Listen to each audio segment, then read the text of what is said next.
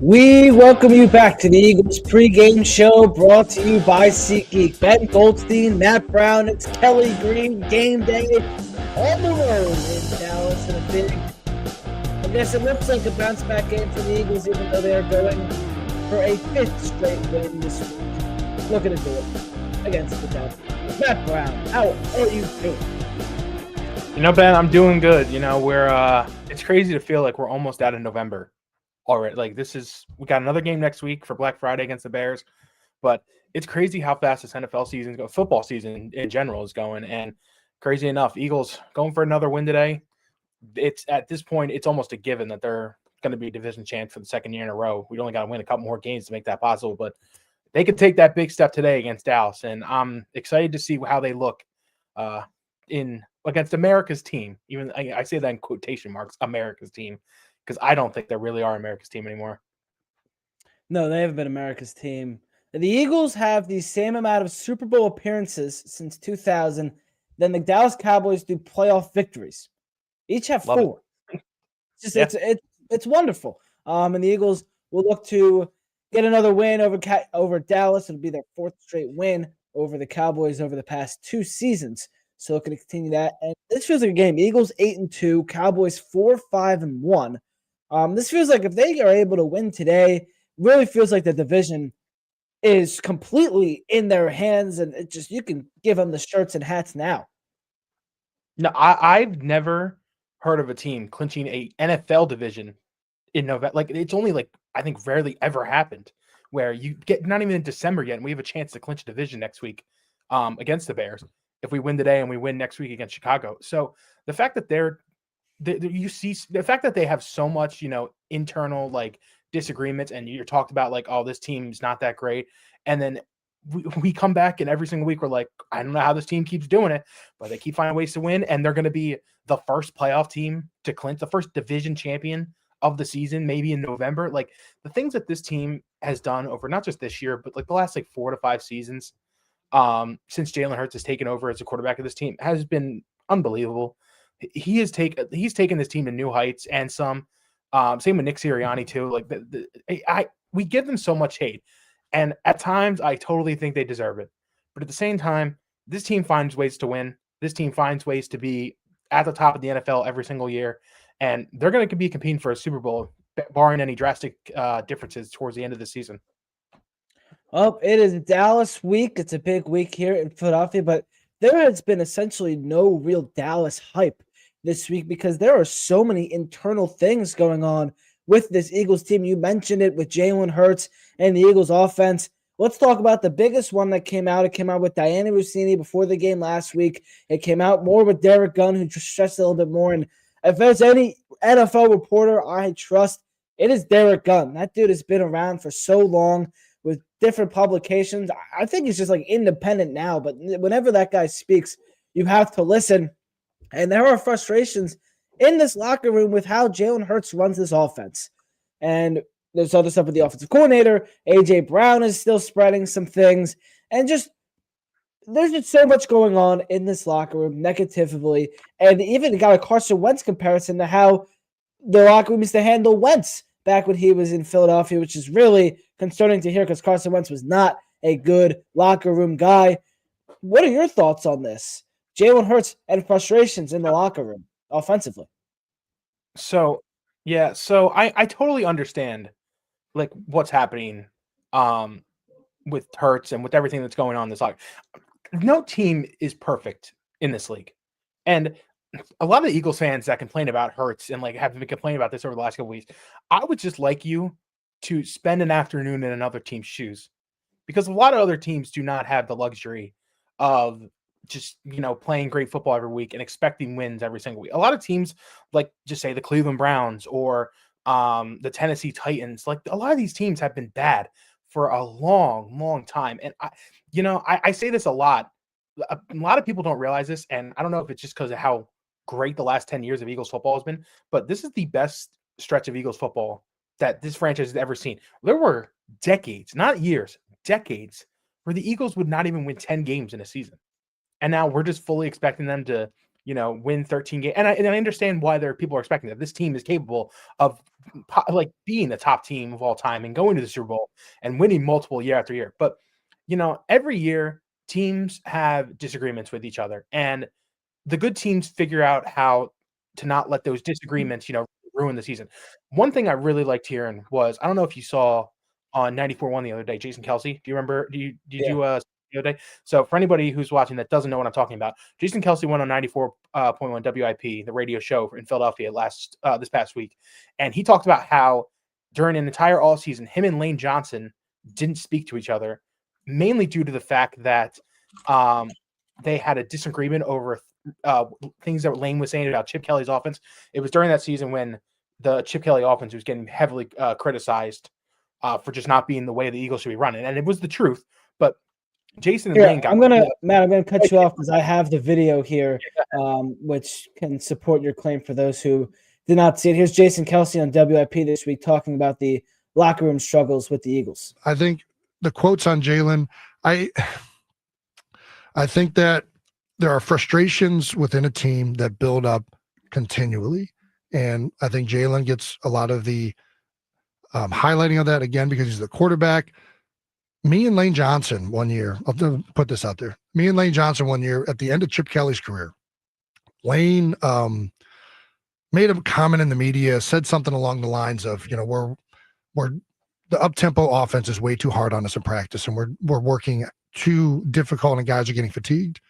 And I remember reading that, and I'm like, dude, and I went out and said something in the media and said, what does Lane know? Lane's only been with the Philadelphia Eagles. How does he know what it feels like to do other practices? He's only practiced with Chip Kelly. So he's saying something and parroting something from what other guys are saying. And to be honest, I think we're pretty pampered here in Philadelphia. And Lane then made another comment. Lane and I didn't talk for an entire offseason. Wow. Lane is like one of my best friends. I love that guy. And this is part of being on a team. There are so many ups and downs. And I've gotten into yelling matches with Jeff Stoutland, a guy that I consider almost like a father. This thing brings out emotions and sides of people because you all want to win. The stakes bad. Are so high. And, I hate seeing this. And the only way out of this, and I mean this fully, and the only way, you talk to people, you be accountable, you try and work this out. It's not that much different than what you do in your marriage, right? You try to be accountable to what you're doing wrong, what you're failing in. You try to take accountability to alleviate the burden off of other people. These are the ways you maintain relationships and maintain a team functionality. And I think that, there's been reports of this over 2 or 3 years, and the team has still been massively successful. I think that by and large, the body of work that Jalen has put out there, you can't deny, in my opinion. And I think that you have to continue to work through this. And the only way to do that is to be accountable and to try and work together and maintain these relationships in a healthy way.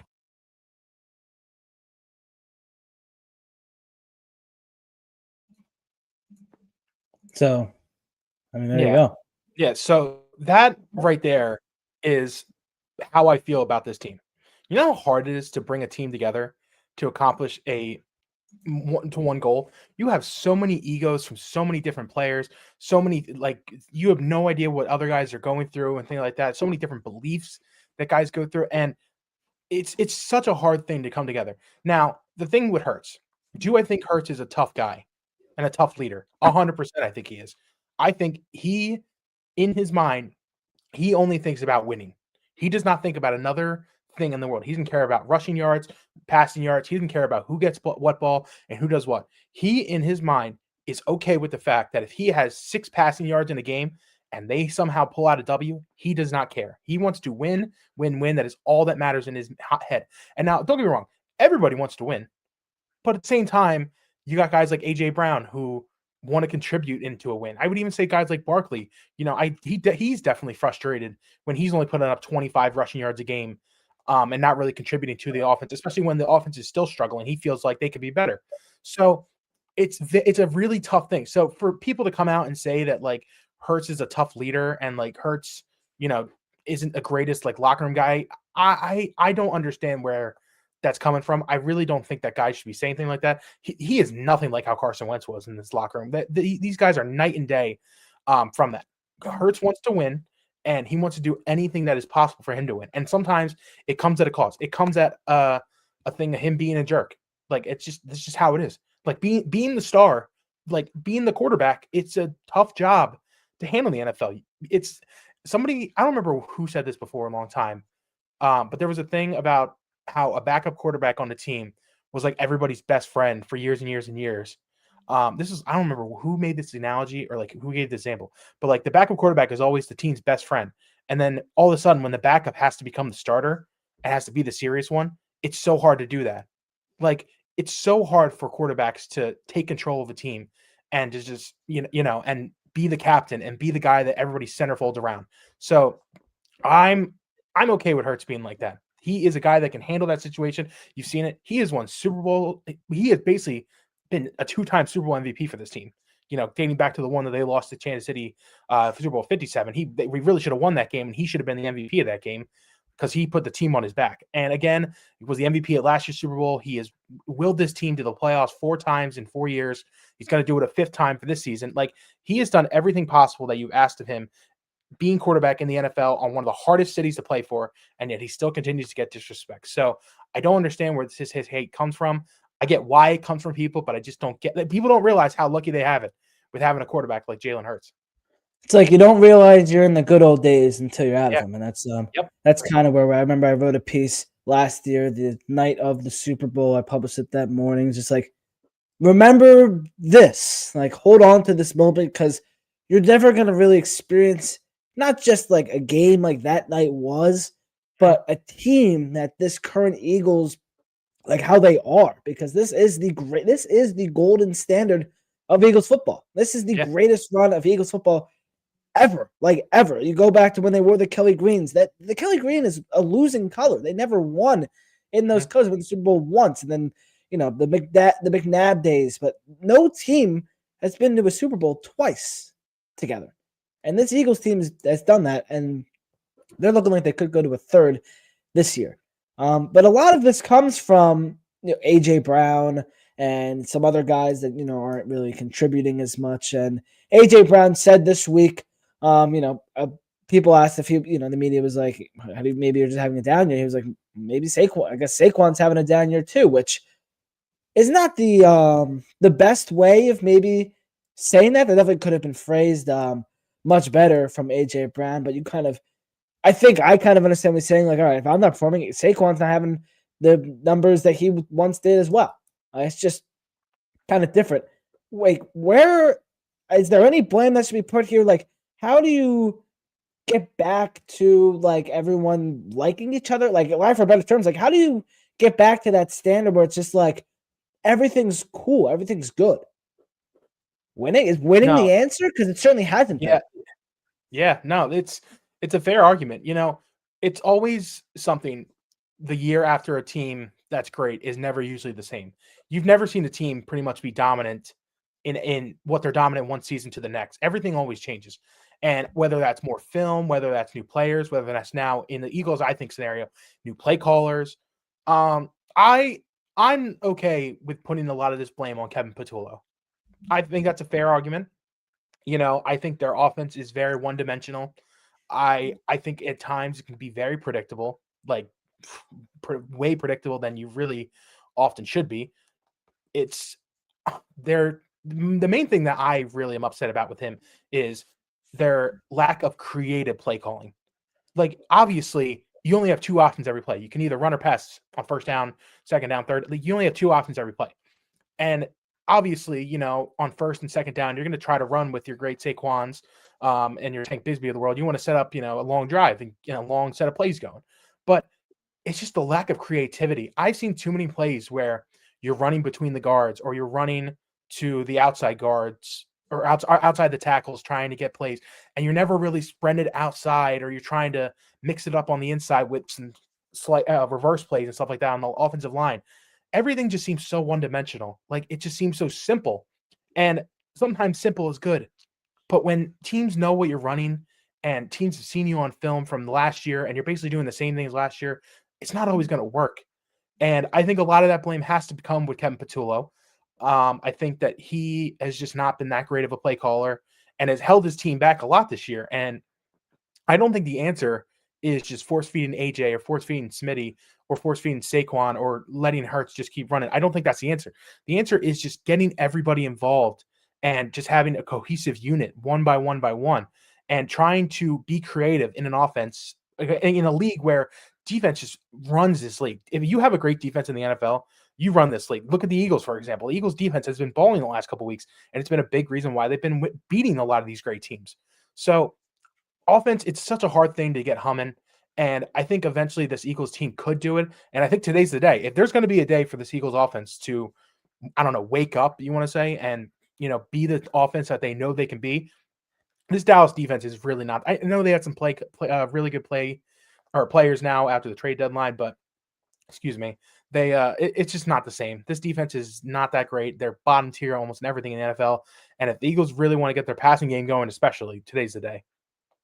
We are over an hour away from kickoff. 4:25 kickoff with the Eagles and Cowboys at AT&T Stadium down on the field right now. Tom Brady having a catch with A.J. Brown. So, kind of interesting. Maybe, A.J.'s like, hey, I wish you maybe this is like going to be like the Patriots fans are going to scoop this up and run with it. Like, oh, he's having catch with the Patriots quarterback. And let's go with the Patriots. Whatever. Maybe the Raiders real quick too. He's a Raiders owner. Maybe they want another wide receiver stud. That's funny. Maybe. I mean, I don't know who'd be throwing the ball over there, but they'd be able to figure it out. All right, let's talk about. You mentioned Kevin Patullo. We're talking about A.J. Brown. What in the world happened last week against Detroit? They come out with the win, 16-9 over the Lions, and A.J. Brown. Hey, they got him the ball. That's what we want, right? Like we want them to chuck it down to A.J. Brown. 11 targets, 7 receptions, 49 yards. They fed him early, and he surpassed his total from last week in the first 2 drives. But, it was just weird. None of it felt like a natural, like they were force-feeding him the ball. It's like when you have, a baby and they don't want to eat, but you got to force it in their mouth with, the choo-choo train or the airplane. That's how it felt when we were throwing the ball to A.J. Brown last week. It didn't feel good. And you only had 5 targets to Devontae Smith. So there was no balance between the 2-star wide receivers. And he only had 1 reception as well. 2 of the Eagles' 13 drives on Sunday night went for 30 yards or more. They struggled to run the ball. They struggled to extend drives. They struggled to block. The passing game was still off. The play calling was inconsistent. 3rd down was still an issue. And more drive-killing penalties. It's the same thing we've seen over and over and over again. And even this, they were 1 for 6 on the tush push. Was this just a bad offensive game? Or was this just how the Eagles are? Because I look at the numbers. They ranked 25th in the NFL in yards, 28th in first downs, 29th in 3rd down, and 22nd in scoring. They scored 17 or fewer points in 4 of their last games. Is it are they just not a good offensive team? Because there's too much talent for this offense to be like this. No, I think they are a good offensive team that just is struggling right now to find its groove. And I like to give the best example last week. Last week, I truly feel like that was just a bad offensive performance from the Eagles. I don't think they brought their best stuff in terms of play calls. I don't think they really called it. That was a big example of Patullo just being so one-dimensional. He just stuck to their guns. And even I'll give Sirianni some crap with this too, because on the tush-push plays, I'm sure he was the first one to be saying to go for it on the 3rd and 4th down, even though it was not working the other night, and just doing traditional tush pushes. And obviously it was not working. That's where I have problems with this team, when they just look too one-dimensional and they just don't know they can't do anything that they normally done right, but they're so selfish and they just want to make it look great and make it work that they try to keep doing it. As much as I just defended Jalen Hurts during the entire first part of our show, I think that was the worst game Jalen Hurts played as an Eagle last week. And in terms of stats, maybe not, it wasn't his worst game because he didn't have any interceptions or anything like that. But last week with Jalen Hurts, I just think his inaccuracy, which is a huge problem last week. I think that was some of the worst looking balls he's thrown all year. I just don't think he had control of the offense at all the entire night. I don't think he had control of the game over. That's something you don't normally see with Jalen. Normally, Jalen, he takes control of the situation and, does everything to his standards. last week, in my opinion, I just don't think he had a great week. And I think that affected the rest of the team. Like you're saying, it was their game plan at that point was force feeding the ball to AJ. It wasn't working. They barely even got Smitty involved. Saquon couldn't run really. They couldn't even get the ball to like Dallas Goedert really. And that to me was the problem last week's game. I just think Jalen just didn't play well. The offense didn't come out with their best plays, and it just looked ugly. Now, thankfully, the defense showed up, and the Lions were in hell. Jared Goff was in hell last week. I mean, he could not do anything. And people were complaining about the PI call, and I'm going to put this on record right here. That was a bad call. We should not have been awarded pass interference, or we should not have gained the first down on that. That should not have been a defensive pass interference. That was the best call the refs have made, like in the tooth. Like that was a great call. I mean, it was so obvious. It was just really, I don't know what everyone's talking about. Great call. But here's the thing with that. Even if they get that first down, it's not like that would have scored them a touchdown. They were not going down the field. Jared Goff was not going down. He was 2 for his final 18 on passes. He was not going down that field to score that touchdown. So I get it. It ended that drive, but everybody that thinks that game would have ended with the game-winning Jared Goff touchdown, I really don't think that was happening anyway. I think that defense had him checked. And, it's unfortunate that at this point, the defense has to carry so much because it's not going to happen like this every single week. At least it shouldn't. We can't expect the defense to only let up like under 15, 16 points a game. That's just not how the NFL works. And especially today, in my opinion, that's how it's going to be. As good as this defense is, I still expect the Cowboys to come out and put some good points up today and score a couple touchdowns. Their offense is, I think, on par with the Eagles' defense in terms of like in that scale. Like their offense is a top 5 offense in the NFL when they're all healthy, and they are all healthy. And the Eagles, I think, are a top 5 defense when all healthy. So it's a battle on both sides today. Who's going to do what? And that's why I think today's game is going to come down to the Eagles offense and what they can do. However, that Cowboys defense is not very good. They rank 30th in pass defense, allow essentially 250 yards per game through the air, and have allowed 23 total touchdowns. Eagles offense last time only moved the ball for 152 yards against Dallas in the air, and only 8 yards went to A.J. Brown. And the Eagles were completely healthy because that was the first game of the season. So we'll see what they can do today. And the run game could be an issue. They're without Lane Johnson, who he was never placed on the IR. He's inactive today. Does not need surgery, so he could return in, they're saying, about a month. With the Lisfranc injury, and then Cam Jurgens will return after being concussed last week. However, this Dallas Cowboys defensive line, of course, losing Micah Parsons, has gained Kenny Clark and Quinnen Williams. And Williams from the Jets in his debut 2 weeks ago had 4 tackles and a sack, or last week, in Vegas, had 4 tackles and a sack and a half. So could have some trouble on the ground, but this feels like a game for Jalen Hurts and the Eagles offense to finally get something going in the air. And how many weeks have we been saying that for? Yeah, no, it's literally been, I think, the story of the season, getting the offensive passing game going. If this is not the week, then I don't think it's ever going to happen. I think at this point, it's just going to be a slow burn offense for the rest of the year.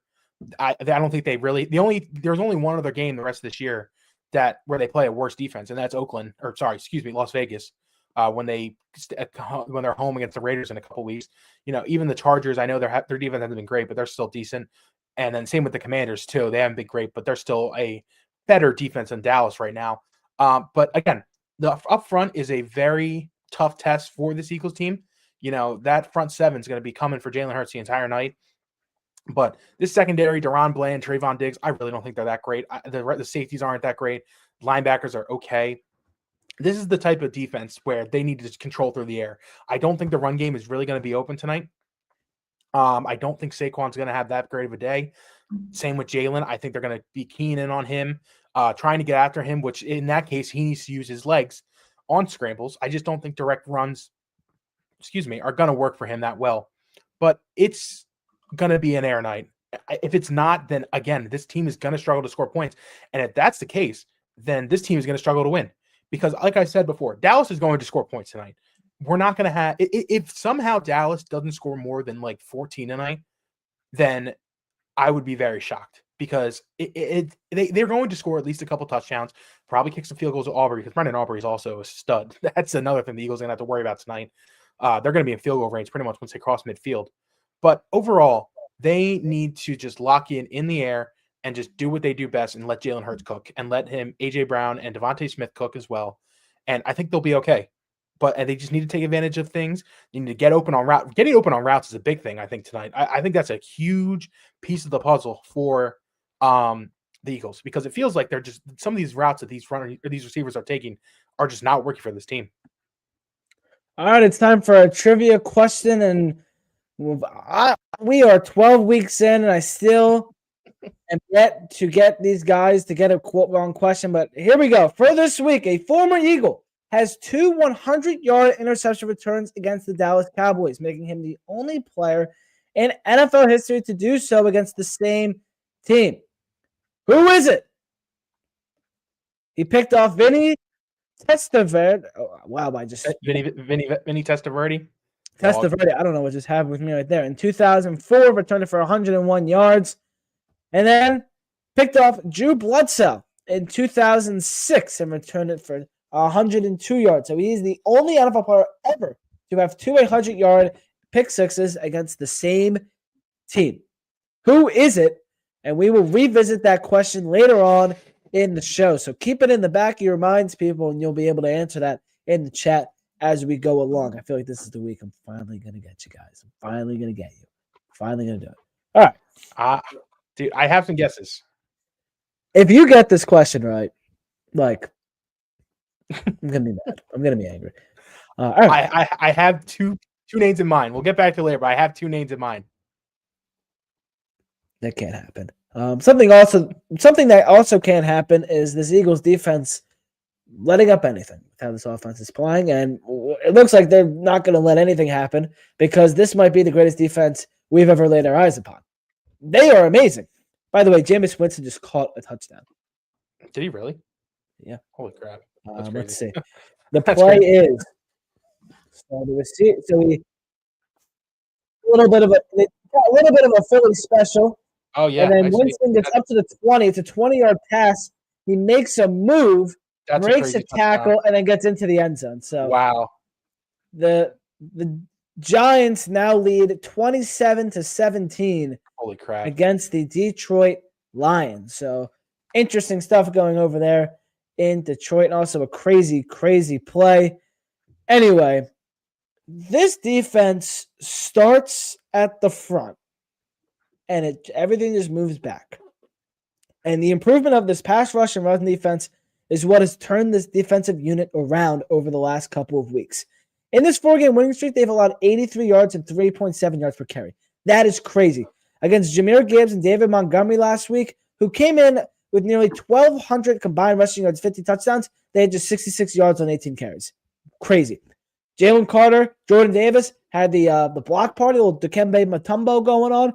They had 5 blocks combined. One of them turned into the Cooper DeJean pick 6. Nakobe Dean is playing the best football he has ever played. He's going to be costing Jeffrey Lurie some money. Jalen Phillips showed up again, 4 pressures and a sack. And just watching him bounce off of his blocker and make a play is just amazing. I don't know how he does it. And Jalix Hunt sneakily has become lethal off the edge. Last week, 6 pressures led the team. 5 quarterback hits led the team. A hurry and a 16.7% win rate, which led the team.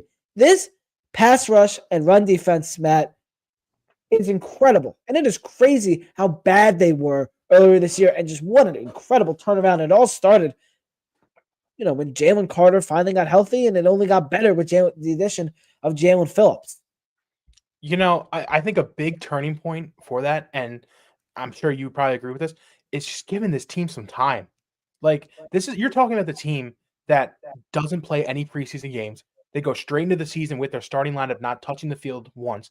And going into the year, what was the biggest question with this team? The biggest question was the defense. How was the defense going to respond with losing some guys? Because we don't forget, we lost a lot of guys in free agency last year. Isaiah Rodgers, Milton Williams, Josh Sweat, Oren Burks, Darius. Those are huge starting guys for majority of the season that we lost to free agency.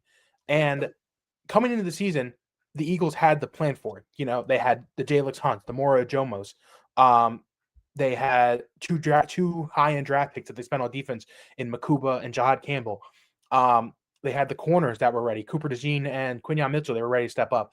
On defensive front, Jordan Davis and Jalen Carter were taking that step to be the guys instead of just, the guys in rotational pieces, Whitmill, Williams, and Sweat.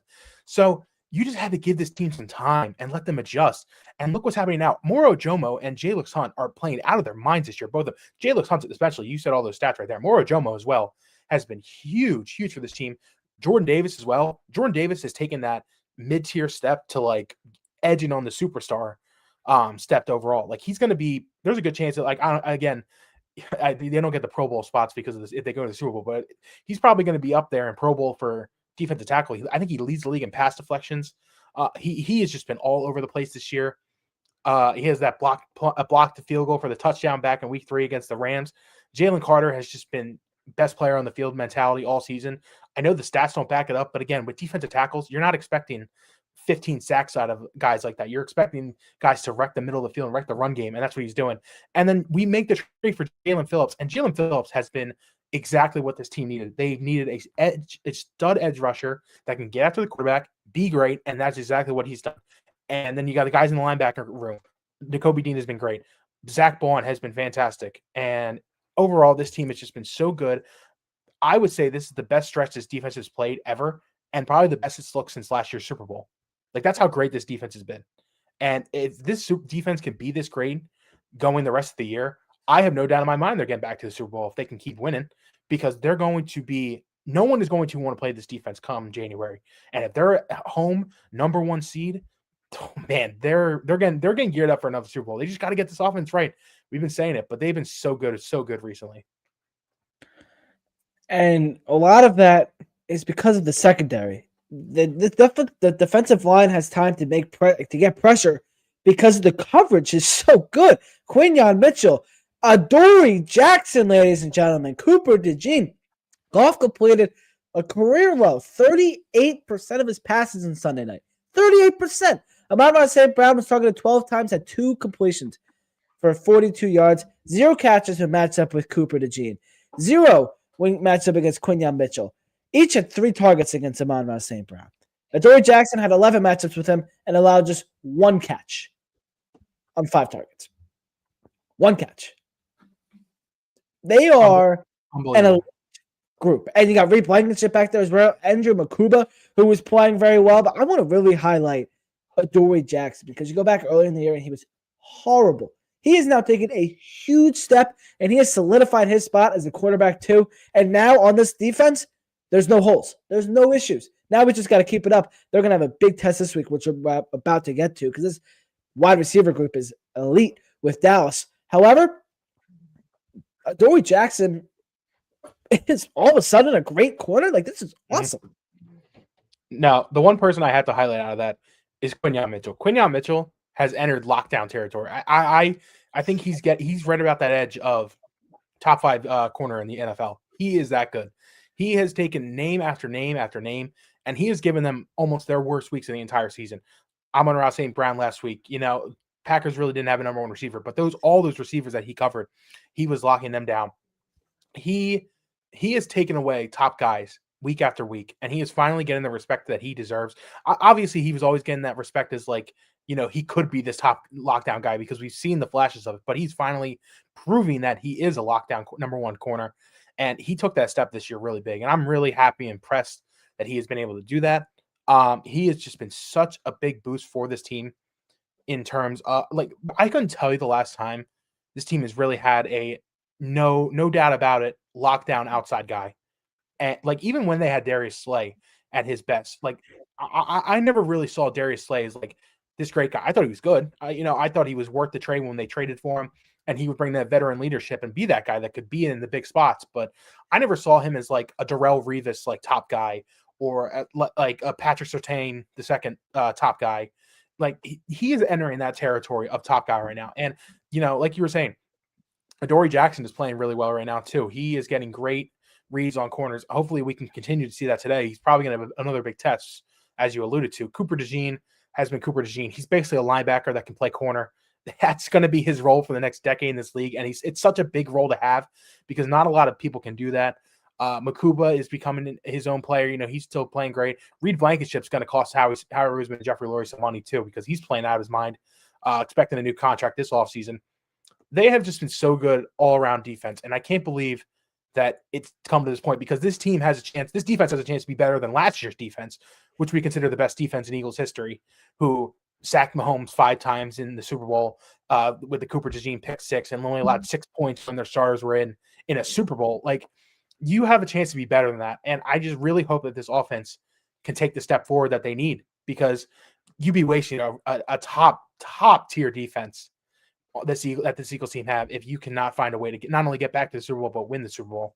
So I'm just really impressed with what this team has showed me these last couple of weeks. It makes you excited for this team going forward. It is exciting, and now what I'm excited to see is how they fare against this Dallas offense. If people, the number one excuse with this offense, and how they've struggled the last 2 weeks. In Green Bay, it was freezing. In Philadelphia last week, it was windy. You're playing indoors now in AT&T Stadium. The only thing you got to deal with is like a glare of sun coming out of the window. That's it. That's all you got to deal with. No other conditions, and the sun's going to set because it's November and the sun goes down quickly. So, the other offense had to deal with that as well. The Packers and the Colts and the Lions, who typically play indoors, had to play outside in the wind. Now it's total normal condition, totally neutral.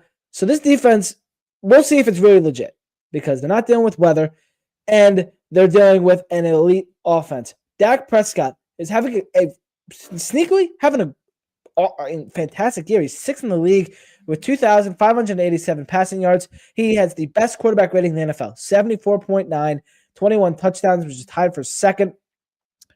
And last time against the Eagles, he played pretty well because he seems to always play well against the Eagles. He was 21 for 34 with 188 yards, no touchdowns, no interceptions. Longest pass was 32, a QB rating of 61.2. They got to get pressure on him today. They have to do it. That's how you're going to stop him. And then look at these 2 receivers, CeeDee Lamb, and how about George Pickens? Out of nowhere, 58 receptions for 908 yards. That's second in the NFL. 7 touchdowns, averages 15.7 yards per play, And the Eagles did a good job against Pickens in week 1. Held him to just 30 yards, but CeeDee Lamb was able to take advantage over Adoree Jackson, had 110 yards. But this is a different Adoree Jackson. It's a different Eagles defense. And one other thing, the Eagles didn't have Jalen Carter in that game because he spit at Dak Prescott. # Dak spit first. As long as nobody's spitting tonight, they're going to have Jalen Carter on this defense, and that's only going to help, of course. But how important? What are the couple of things that the Eagles have to do against this Dallas offense tonight to prove that they are legit? So for one, just continue to dominate on the defensive side. Like that's the number one thing. And you hit the nail on the head. They gotta do exactly what they just did to Jared Goff, but with Dak Prescott. They can't let him, settle back in there. We're gonna see it tonight. People can say all they want and they can hate Dallas all they want. CeeDee Lamb and George Pickens are the best wide receiver duo in the NFL in today's NFL week. What is it? 12 week 12 NFL. They are the best 2 in the NFL wide receiver duo. So this is going to be a really tough test for the Eagles. It's probably the best group of wide receivers they're going to play. I know they already play in week 1, but this is I feel like this is different. They're actually like playing at their best right now, both of them. So it's going to be a tough test for these 2 guys, it's against those 2 guys. And it's going to be a tough test for them to get after Dak and make his life a living hell. Because if they let Dak ease in, and people got another thing with Eagles fans and hate out Dallas what they want. Dak Prescott's a good quarterback. He's an above echelon quarterback. Excuse me. He's a veteran of this league. He knows what to do and knows how to win. Does he always have the weapons and the great defense that can help back those wins? Not really. Look at the Cardinals game a couple weeks ago. They almost blew the Raiders game last week on Monday Night Football because of how bad their defense is. The 40-40 game against Green Bay a couple weeks, like in week 4. Like he can consistently put up numbers with not even great weapons, and he has great weapons. He has Lamb, he has Pickens, he has Javonte Williams, a really good running back, Jake Ferguson, top tier tight end in this league. They have the weapons to put some numbers up today on the Eagles. And I said it earlier, if they don't score 14 points today, Dallas, then the Eagles are taking over, and they're officially here, and they're officially probably the best team in the NFL. But the Eagles have to score today to keep track with what Dallas is going to do. I'm fully expecting Dallas to put some points up, but I'm fully expecting the Eagles to combat that and put some points up themselves. So really, if they want to win today and be the best team in the NFL and call themselves that, they need to play better offensively and be more consistent. They're going to let up points. It happens to everybody, but that's what they need to do today in Jerry World. It's a tough test on the road. I wouldn't be shocked if Dallas is in this game till the end of the contest. You know, I'm talking like game-winning field goal, game-winning touchdown. They're going to be in this game. So I would not be shocked if they even lose today, the Eagles, because they're going to be in this game, Dallas, all day. They want to win this game big time. Is this a trap game for the Eagles? They got a big one against Chicago next week. It might Black be Friday. 100%. I say this all season. I've said this all season long. Last year, it was the Falcons game that I wish they didn't lose. This year, it's the Denver game. I really wish they didn't lose that Broncos game, because a loss today, I really wouldn't feel that upset. And then as long as they won the Bears game next week on Friday for Black Friday game, I'd be okay. But last year, it was the Falcons game. This year, it's going to be the Denver game that I'm pissed that we lost. The Giants one, we were all hurt. It was a short week. Nobody wanted to play that game. I could see this week being the Commanders trap game of last season. Remember that one where they went into Washington and they just, they didn't have it. Team just didn't play well. Hurts ended up getting hurt. Kenny Pickett ended up playing majority of that game. I could see that being this week's Dallas game. I think Dallas is going to fight hard. They got a good offense. They know how to score. They're playing hot. It's 4:30 prime time. I know this is considered prime time, but it's the prime time of the Sunday games. This is a big game for Dallas, and they want to make sure that they win this because they feel like they can still make the playoffs as a wild card team. I know they're far back, but games like this are games they need to win. Everybody just assumes the Eagles are going to win this game. This is 100% a big trap game for the Eagles. Well, Matt really didn't give me any encouragement, so thank Sorry, you. man. Thank you for that. But you gotta keep it real sometimes. So Yeah.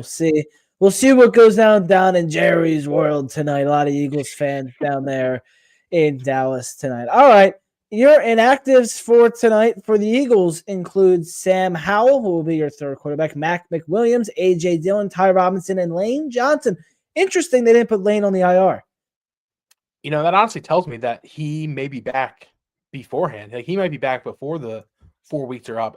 It's crazy to me because a Liz Frank injury is a very serious injury for linemen, especially. I know people growing up in high school, they dealt with Liz Frank, and it was not a fun injury for them. They missed basically the entire season because of it.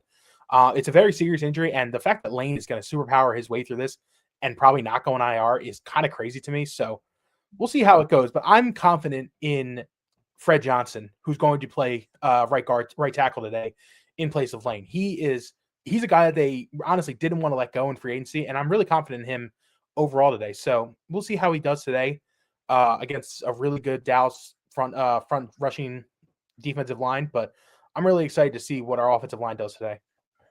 Fred Johnson, yeah, you said it will fill in for Lane today, and we've seen good stuff from Fred all season. So and he likes being an Eagle. We know that. So I'm excited to see what he can do down on the right side tonight. All right, Cowboys inactives. Receiver Jalen Tolbert, running back Jaden Blue, offensive tackle Hakeem Adeniji. All right, we're gonna go Adeniji. Adeniji. Look this up.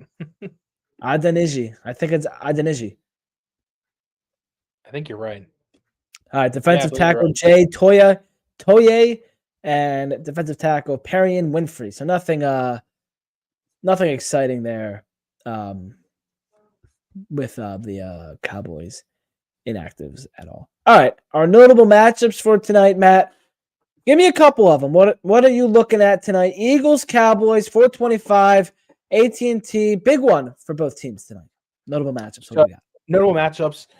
I'm gonna word this the way I want to word this. It's George Pickens and CeeDee Lamb. Whoever isn't being covered by Quinyon Mitchell. That's number one.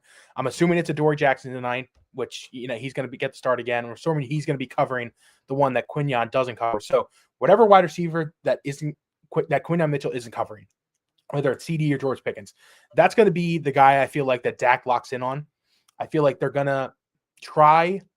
I feel like it's going to start at CD, and they're going to try to feed George Pickens a little early in the game because they want to get Quinyon on to George Pickens so then they can go back to CeeDee Lamb and try to go back and forth and make it confusing. So I'm really interested to see how they handle that situation tonight because Adoree has played better. So is Adoree going to be able to hold his own again tonight against Pickens and CD, who I consider the best in the NFL right now as a duo. So that's my notable matchup number one, because I feel like that's going to be the thing that pretty much changes tonight's game. If Dallas is going to end up picking up that win, it's because they're going to exploit that matchup, and it's going to be something that Dak is all over tonight by far. And then my other notable matchup, I have Jalen Carter, and I just put versus the Cowboys.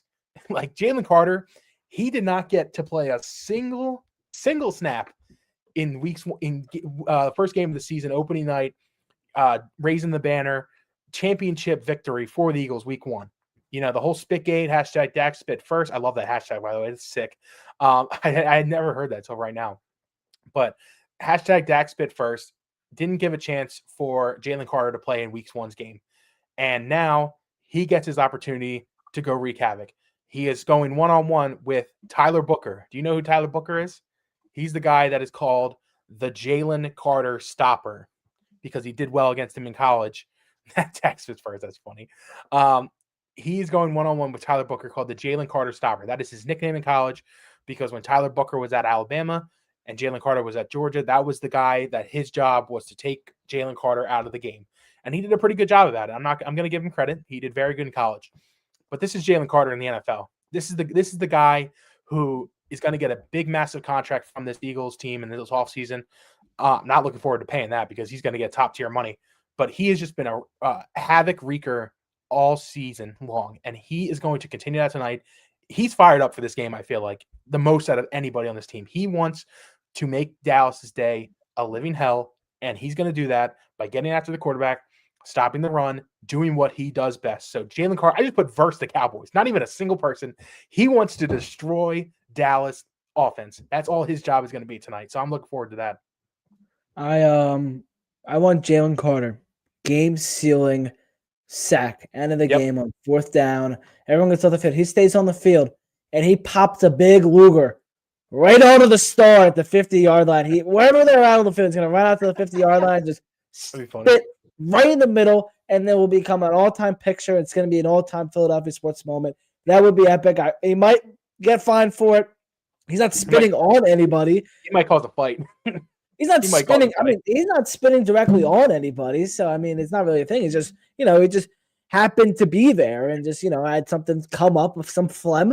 And, he had to projectile it onto what was near him. And he picked the big blue star in the middle of the field. I think it would be very fitting.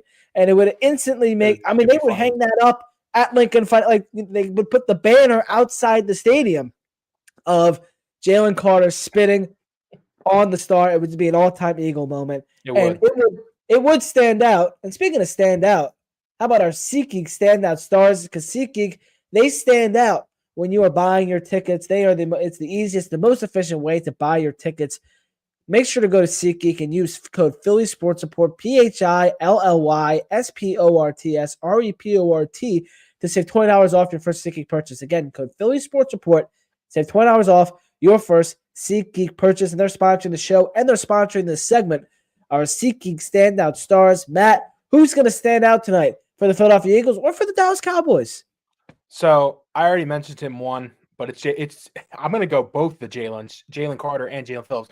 I just mentioned a lot about Jalen Carter. I think this is his game to where he just absolutely wrecks everybody, and he just doesn't want anybody to do well tonight. He's coming for blood, and he wants to see it happen. And another person, I said that Jalen Phillips. Jalen Phillips has been exactly what this defense has needed. He has been the star edge rusher that they have asked for years. That could be a top-tier sack guy if he really played a full season with this team and with this group. Adept guys, I think the Jalens are just going to have an absolutely massive day on defense. I'm looking for them to really stand out. And it's the guy we opened the show with on offense. It's Jalen Hurts' game. It really is.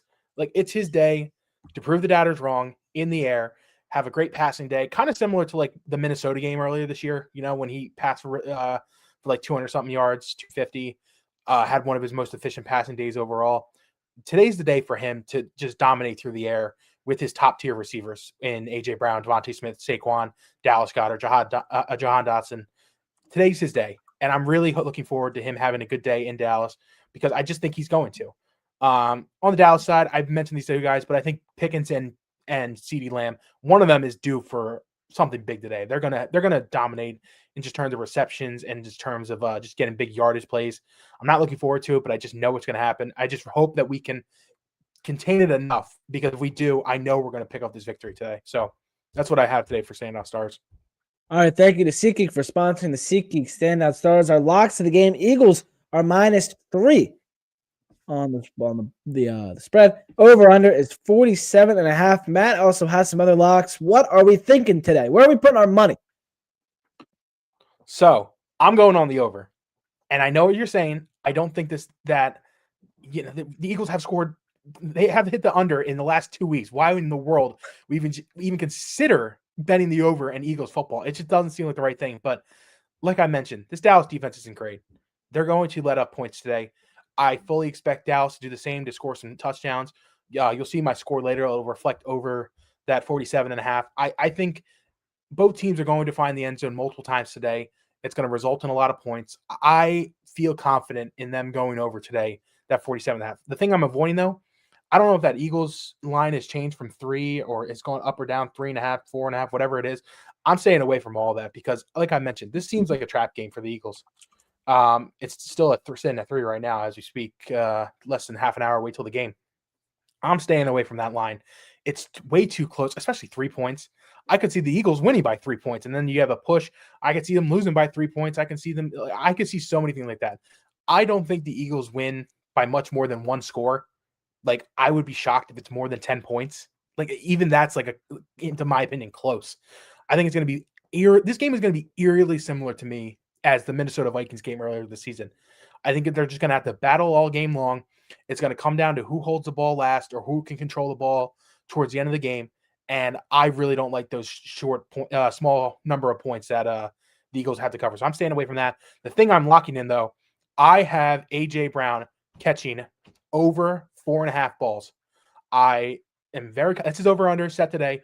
I'm really confident in that. I think that he is going to get fed again today, especially early on. I have him going over in that 100%, and I have him over in his 59.5 receiving yards. I think 5 catches for 60 yards is very capable of AJ today. I really don't think there's anybody on this Dallas defense that can cover him well enough to do that. And then also in that case, I think Jalen Hurts throws for over his 217.5 passing yards today. I think he has a couple of passing touchdowns as well. One maybe to AJ, and one maybe to Goddard. Maybe even getting Smitty involved, hopefully. I think it's going to be a big day in the air for Hurts. So I'm expecting big with that. And if for all you defensive sickos out there, if you really want to go bet defense, Jalen Phillips to record a sack seems like a really big lock today. I have a feeling he's going to have a big moment, a big third down sack at some point today. He's going to embrace himself maybe on that star if they're at midfield. That'd be crazy if he does something like that. That'd be so sick, though. But I feel like today's the day. It's already felt like he had his welcome to the Eagles moment these last couple weeks. But today is the day that, when you beat Dallas, that's when you're really a part of the team. So I think Jalen Phillips, I said it earlier, he's going to have a big day. I think he records a sack today. So if you are a defensive sicko out there and you want to bet defense, be my guest. That's not my cup of tea, but I think Jalen Phillips has a sack today. All right. It is time for our trivia question answer. The question again. There was a former Eagle who has 2 100-yard interceptions returns against the Dallas Cowboys, making him the only player in NFL history to do so against the same team. It happened in 2004 and 2006. Matt Brown, I'm not letting you get 2 guesses. Give me your best guess. That's okay. Give me one guy. Who is it? So I'd like to point this out. If Ben did not give me the quarterbacks and the years, like he gave me the years. I helped him out. He did a little bit. I'm going to give him that. I'm going to say it's a DB. There's only 3 guys I know were on both those teams for a fact, like during those times. I don't think it's Brian Dawkins. The 2 guys I have in mind are Sheldon Brown and Lito Shepherd. I'm going to go with Lito Shepherd. He's the better of the 2. That's my guess. Lito Shepherd. Final guess. I don't remember if this happened, but that's my final guess. Lito Shepherd. Let's go. Let's go. I'd like to point out, Ben, I wasn't getting that if you didn't give me the years. Those are the only 2 guys I could come up with. Otherwise, I would not have gotten that right. I'd like to point that out, but I am happy to get another question right for another week. Whew. Let's go. Oh, my God. All right. next week you're getting a brutal question next Oh, week. let's go. I'm excited I'm for gonna it. ask you about the Frankfurt Yellow Jackets next week and give you 0 context clues. You shouldn't have given me that. I probably would not have gotten that right if it wasn't for I'm glad I picked him. I was thinking about Sheldon Brown. It was between those two. Oh man, thank goodness I went with Lito. All right, Lito Shepherd is the answer. He is the Eagle with 2 100-yard pick sixes. The only player in NFL history to do that against the same team, which is kind of mind-boggling. Yeah, a little bit. That's crazy. I looked that up. I was like, is that true? Like that's kind of wild. So The only 100-yard pick six I kind of remember from the Eagles is remember Malcolm Jenkins against the Patriots? I remember that. That's the one that like came right to my head. But I'm like, Dallas. I don't remember any 100-yard pick sixes against Dallas. So yeah, I remember Sidney Brown a couple years ago had like a 98. Oh yeah, the Cardinals won. Like it wasn't 100. Yeah. So yeah, you guys are. I think this is week 12, so we've had 10 shows. Mhm. And you guys are 10-0. So I'm gonna get you guys eventually. You or Sam, one of you guys are going down, and then there's one show I won't be at, but I'm gonna enter in a question. And I'm gonna like Zoom. I'm gonna like call into the show, and I'm gonna be like, make you guys get it wrong. All right, let's move on to our Foco Fit Check. Real fans, they need the best gear. That's why Foco makes the most legendary gear for the most legendary fans. Click on the link in the description to save. Eagles wearing Kelly Green on the road tonight for the first time since 1995. So it's been a long time coming, and it's going to look good down on Jerry's Road tonight. Matt, what are you rocking? So I don't know if you can tell. This is what the old Kelly Greens used to look like, the dark Kelly Greens. I am rocking, see that 99? That's my guy, Jerome Brown, aka not Matt Brown. I like to always say that it's a custom jersey. No, this is a Jerome Brown, older Kelly Green jersey. You know, you got the logo right there on the shoulder. This was my dad's, and now it's mine. Like I like to wear it sometimes. This is one of my go-tos for Kelly Green. I only had the Kelsey Kelly Green, but I decided to switch it up. Went with Jerome Brown, one of my favorite Eagles, even though I never got to see him play. He was a stud, him and Reggie. So I've always been told to respect those two. So I love Jerome Brown. Whenever the Eagles rock the Kelly Greens, I gotta sport the Foco Kelly Green overalls. I like it. They look good. They're so beautiful, so we're rocking them again today. Eagles are yet to lose when wearing the Kelly Green since they brought them back in 2023. So they're undefeated without in the overalls. So if they lose today, these overalls, Foco's the best, so I don't know what I can or cannot do with them. But we love the Foco. We love the Kelly Green. So thank you to Foco for sponsoring and sending me these when they did, because they are epic. So yeah, what are your thoughts? Best Eagles uniform, is it the Kelly Greens or Midnight? You know, I actually was having this conversation with my one buddy last week, and I truly feel that the Kelly Greens are their best jerseys. But I'm so accustomed to the Midnight Greens going up that that's like my jersey. So that I also am a huge fan of the all black. When it's black helmets, black, like all black uniforms they have, I think that's personally the best thing they wear.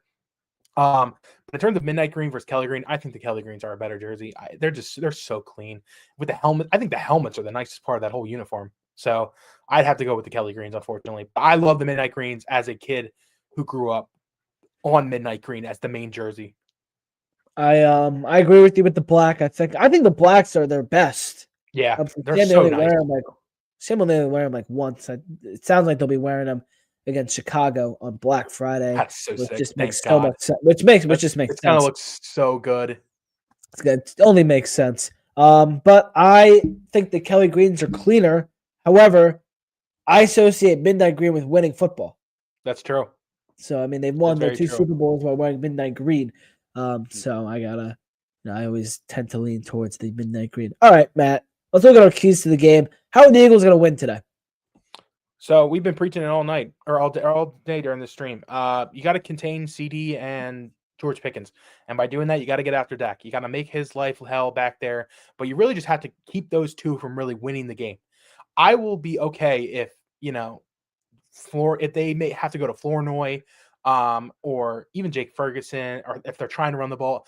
I don't want to lose this game by seeing a box score of 10 receptions for 150 yards by Pickens and 7 receptions for 120 yards and 2 touchdowns by CeeDee Lamb. Like, I don't want to see that. If we lose and I see those stat lines, I'm going to be a little upset because that just tells me that they just couldn't get pressure. Dak, just had time in his pocket, and I don't want to see that. So they have to contain those 2 wide receivers all day and make other players beat them. And then the other one is score, score, score. This offense needs to continue to score, have long drives.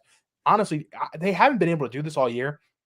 I would love to see them try to keep the ball in their hands and just dominate time of possession because it's something that I know it's hard to do, but they've always been good at doing that, this team, dominating time possession, and they have not been able to do that. They have not been able to extend drives, have long drives, and they need them to, and cash in on big touchdowns when they finish the drive. So score, score, score today. They need to score points if they want any chance of beating this Dallas team and outscoring this Dallas team. So those are by far my 2 biggest keys for today's game.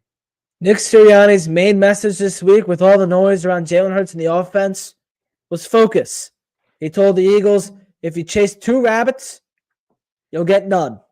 So the Eagles hopefully are going to hippity-hop their way to a win. Sorry. It's okay. That was good. Let's look at our predictions for tonight. I'm going with the Birds. They're catching the rabbit.